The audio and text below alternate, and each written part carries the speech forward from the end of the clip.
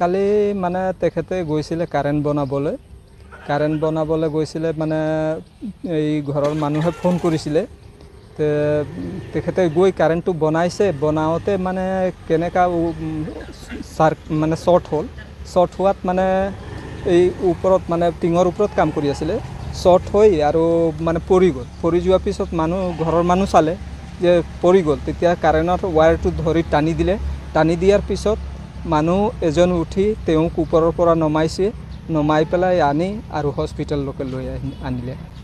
আচ্ছা, এই কাম যে কৰি আছিলে সেইটো কি ডিপাৰ্টমেণ্টত গম নাপায় নেকি? বকলীয়া যে যিটো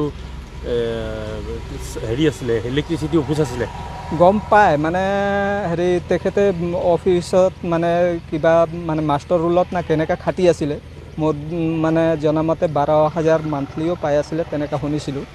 এতিয়া ভালকৈ মই ইমানটো নাজানো লেকিন এইটো গম পাইছিলোঁ যে 12,000 মান্থলি পায়।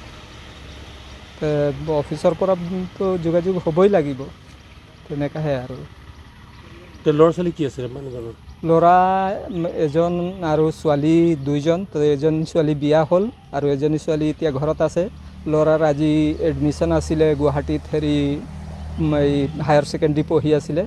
আজি এডমিশ্যনলৈ যাব আছিলে কিন্তু এইটো ঘটনা ঘটি। কালি দিনতে মই ৰাতিপুৱা কাৰেণ্ট নাছিলে, কালি দিনতে ফোন কৰিছোঁ, কৈছে আহিম। অহাৰ পিছতে আহিলে গধূলা টাইমত ধৰি লওক 4টা-5টামান বজাত আহি তাৰপিছতে বাইক পৰা নামি কমচে কম 15-20 মিনিট কথা পাতিছে। এতিয়া ক'ত কথা পাতিছে, লাইনমেনৰ লগত কথা পাতিছে না ক'ত পাতিছে গম নাপাওঁ।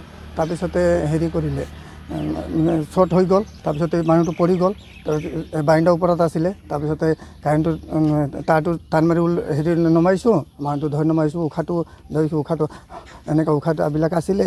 তাৰপিছতে গাড়ী টমটম একো ব্যৱস্থা কৰিব পৰা নাই। মানুহবিলাক য'ত ফোন কৰিলোঁ আহি আছোঁ কৰি অলপ দেৰি হৈ গ'ল।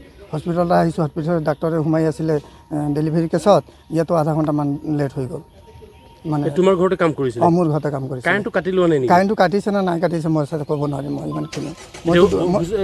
কাৰেণ্টৰ মানুহ আহিছে নে নাই? কাৰেণ্টৰ মানুহ গৈছিলে কালি ৰাতি। মই যেতিয়া হস্পিটেলত আহিছিলোঁ কাৰেণ্টৰ মানুহ গৈছিলে, মোৰ ঘৰত গৈছিলে। মইতো মুখামুখি হোৱা নাই, কিন্তু মই আছিলোঁ, হস্পিটেলত আছিলোঁ। হস্পিটেলৰ পৰা হাওৰা ঘাট লৈ গৈছোঁ CGC কৰাবলৈ।